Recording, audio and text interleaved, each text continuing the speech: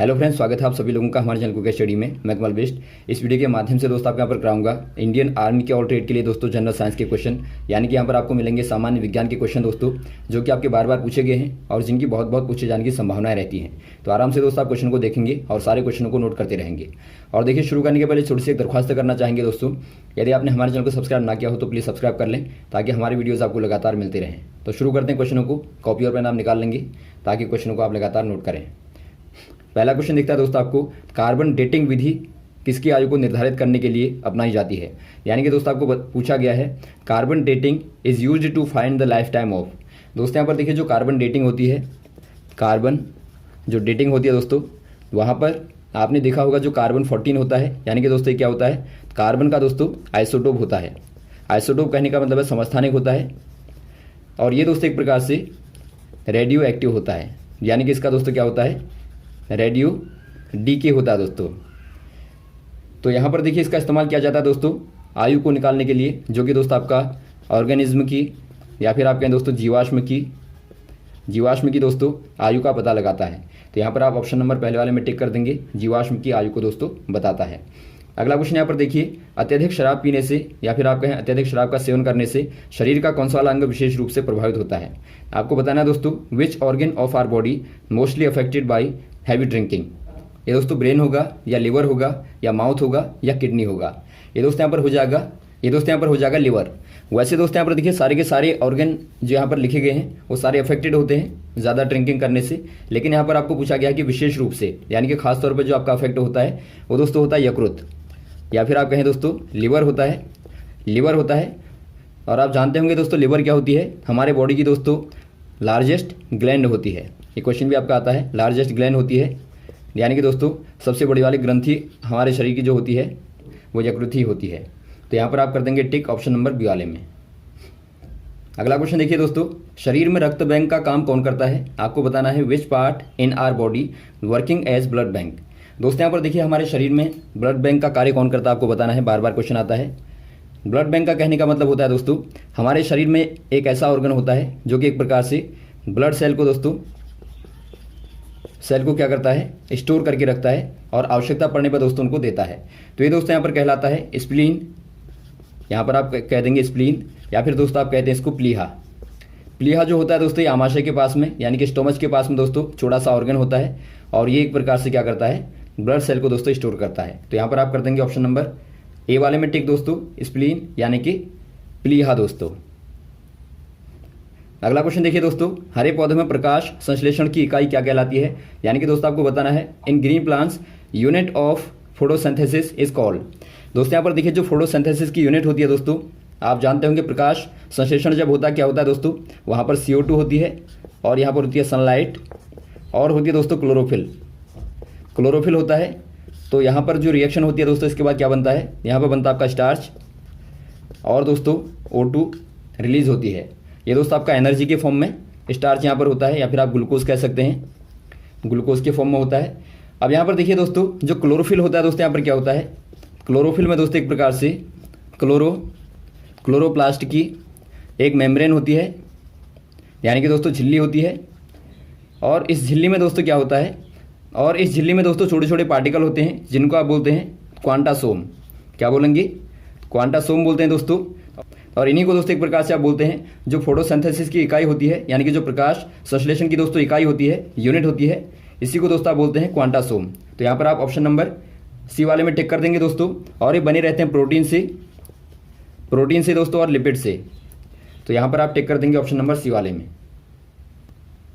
अगला क्वेश्चन देखिए दोस्तों, शरीर में रक्त की सफेद कोशिकाओं का क्या कार्य होता है। आपको बताना है work of white blood cells in our body. दोस्तों यहाँ पर देखिए, आपको मालूम होगा हमारे शरीर में दोस्तों मेनली 3 प्रकार की ब्लड सेल होती हैं। जो ब्लड सेल्स होती हैं दोस्तों, वो जो रक्त कोशिकाएं होती हैं 3 प्रकार की होती हैं, जिनमें आपकी रेड आती हैं और वाइट आती हैं, और दोस्तों प्लाज्मा आता है। अब यहाँ पर देखिए दोस्तों, जो आपकी रेड वाली होती हैं वो आपकी मेनली आपको मालूम होगा O2 को दोस्तों, यानी कि ऑक्सीजन को हमारे शरीर में ले जाती हैं, और ऊर्जा को दोस्तों खास तौर पर हमारे शरीर में सर्कुलेट करती हैं। और जो आपका व्हाइट ब्लड सेल होते हैं दोस्तों, इनका कार्य जो होता है, इनका कार्य दोस्तों क्या होता है, इनका कार्य होता है बीमारियों से लड़ना। यानी कि दोस्तों जो भी हमारी बॉडी में डिजीज़ आती हैं दोस्तों, उनसे फाइट करना इनका काम होता है। आपने देखा होगा दोस्तों बहुत बार चोट लगती है, जख्म होता है, तो वहाँ से बाद में ममाद निकलता है और वहाँ पर आपने देखा होगा वाइट वाइट आपका निकलता है। तो वाइट जो होता है दोस्तों वही आपकी वाइट सेल्स होती हैं जो कि डेड होके बाहर निकलती हैं। तो यहाँ पर आपने देख लिया बीमारियों से लड़ना यानी कि fight with disease. Option number आपका हो जाएगा दोस्तों ए वाला।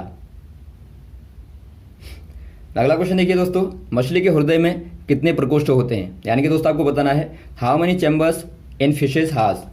दोस्तों यहाँ पर देखिए जो मछलियों के हार्ट में यानी कि हृदय में दोस्तों चैम्बर होते हैं वो मेनली आपके 2 होते हैं।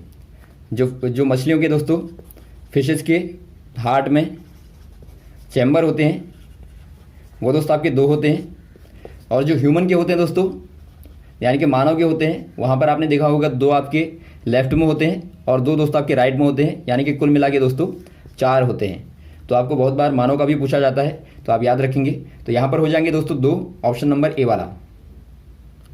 अगला क्वेश्चन देखिए दोस्तों, मानव शरीर में रक्त के अवांछनीय पदार्थों को पृथक करने का कार्य कौन करता है। आपको बताना है दोस्तों which organ separate unnecessary materials from blood in human body, यानी कि दोस्तों आपको बताना है जो मानव शरीर में रक्त में दोस्तों अनावश्यक एलिमेंट्स होते हैं यानी कि दोस्तों आपके अननेसेसरी मटेरियल होते हैं दोस्तों, उनको अलग कौन करता है, उनको सेपरेट कौन करता है आपको बताना है। लीवर करेगा, आमाशय करेगा, या वृक्क करेगा, या फिर हृदय करेगा।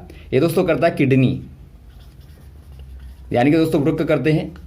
और आपको मालूम होगा दोस्तों बार बार क्वेश्चन आता है कि बताइए हमारे शरीर में रक्त को शुद्ध कौन करता है, तो मेनली दोस्तों ये कार्य वृक्कों के द्वारा होता है, किडनी के द्वारा होता है। तो आप दोस्तों किडनी पर ही टिक करेंगे। तो यहाँ पर आपका हो जाएगा किडनी दोस्तों ये कार्य करती हैं और बाद में दोस्तों सारी इंप्योरिटीज़ को यूरिया के फॉर्म में निकाल देती हैं। तो यहाँ पर आपका हो जाएगा ऑप्शन नंबर सी वाला। अगला क्वेश्चन देखिए दोस्तों, अप्सरा क्या है, आपको बताना है व्हाट इज अप्सरा। अप्सरा दोस्तों परमाणु बम है, या रॉकेट है, या नाभिकीय रिएक्टर है, या नन ऑफ दीज। ये दोस्तों यहाँ पर है नाभिकीय रिएक्टर, यानी कि दोस्तों न्यूक्लियर रिएक्टर। इसका क्या कार्य होता है दोस्तों, यहाँ पर आप जानते होंगे, यहाँ पर दोस्तों एक प्रकार से न्यूक्लियर फिशन का दोस्तों इस्तेमाल होता है, यानी कि एक प्रकार से नाभिकीय विखंडन का दोस्तों विखंडन का इस्तेमाल होता है। इससे क्या निकलता है दोस्तों, बहुत ज़्यादा एनर्जी निकलती है, यानी कि ऊर्जा निकलती है दोस्तों। और इसका इस्तेमाल किया जाता है जो एटॉम सेंटर होते हैं, प्लांट होते हैं दोस्तों, वहाँ पर इसका इस्तेमाल किया जाता है। तो यहाँ पर आप कह देंगे दोस्तों अप्सरा एक प्रकार की नाभिकीय रिएक्टर है, न्यूक्लियर रिएक्टर है। तो ऑप्शन नंबर सी वाले में टिक कर देंगे। अगला क्वेश्चन देखिए दोस्तों, प्रकृति में सर्वाधिक मात्रा में पाया जाने वाला कार्बन यौगिक कौन सा है।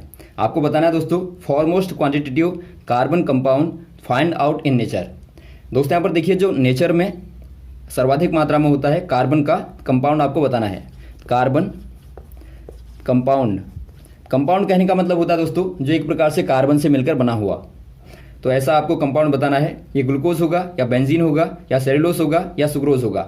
यहाँ पर दोस्तों आपका हो जाएगा सेलुलोज। जो आपका सेलुलोज होता है दोस्तों,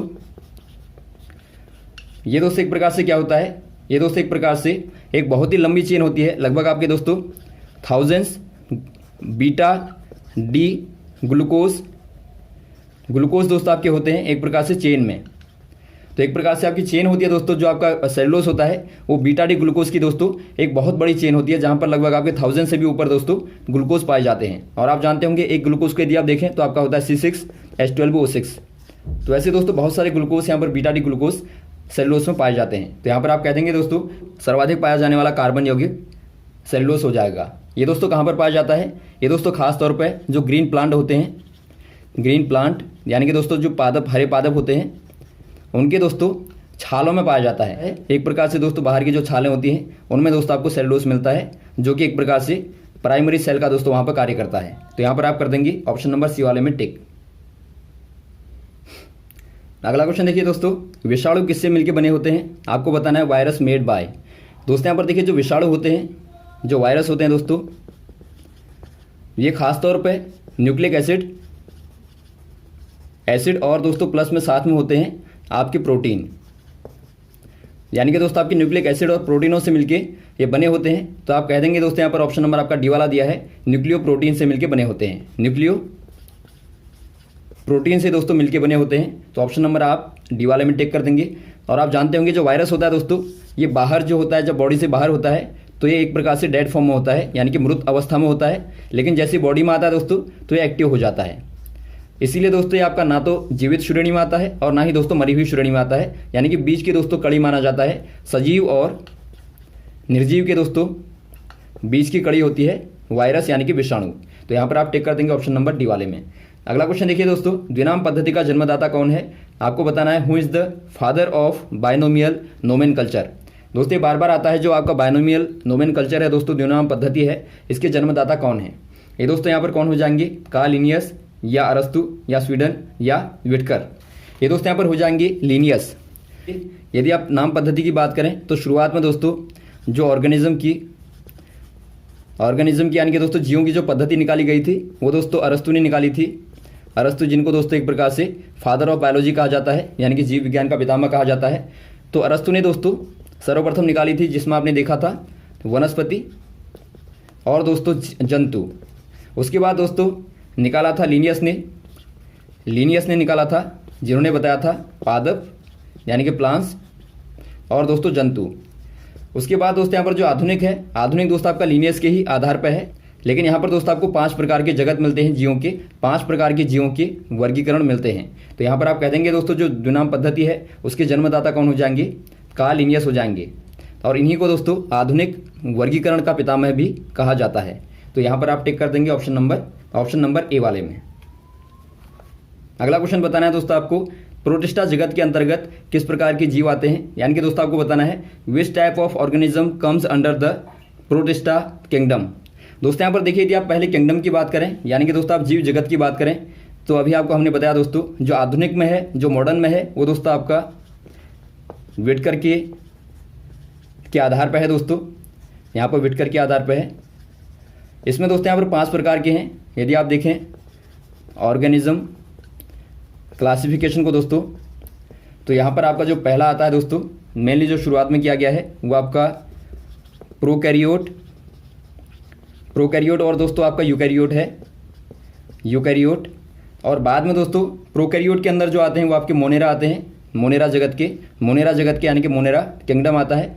और यूकैरियोट में दोस्तों आपके 2 बार इनको डिवाइड किया गया है। इसमें दोस्तों आपके यूनिसेलुलर यानी कि एक कोशिकीय, और दोस्तों मल्टी सेलुलर यानी कि दोस्तों आपके बहुकोशिकीय आते हैं, और दोस्तों आपके जो यूनिसेलुलर में आते हैं वो दोस्तों आपके आते हैं प्रोटिस्टा दोस्तों, यानी कि जो आपको पूछा गया है वो दोस्तों आपके यूनिसेलुलर में आते हैं, एक कोशिकीय में आते हैं।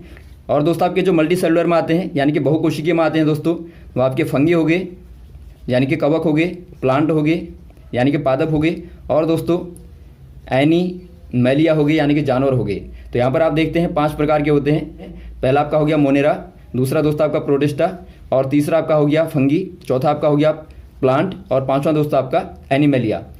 तो यहाँ पर आप कह देंगे दोस्तों जो आपका प्रोटिस्टा किंगडम है, यानी कि दोस्तों आपका जो प्रोटिस्टा जगत के जो जीव हैं दोस्तों वो आपके यूनिसेलुलर में आते हैं, यानी कि एक कोशिकीय में आते हैं। तो ऑप्शन नंबर आप टिक कर देंगे दोस्तों एक कोशिकीय। तो आप टिक कर देंगे दोस्तों ऑप्शन नंबर ए वाले में, एक कोशिकीय, या फिर आप कहें दोस्तों यूनिसेलुलर। यदि आप दोस्तों एक कोशिकीय का एग्जाम्पल लें तो आप देखते हैं पैरामीशियम होता है दोस्तों, और युग्लिना भी इसी वाले समूह में आता है। तो यहाँ तक दोस्तों आप क्वेश्चन को तैयार करेंगे। इसके बाद में दोस्तों आपको नेक्स्ट वाले पार्ट में लगातार क्वेश्चन को कराते रहेंगे। हमारे साथ भी बने रहेगा। Okay, thanks. जय हिंद, जय भारत।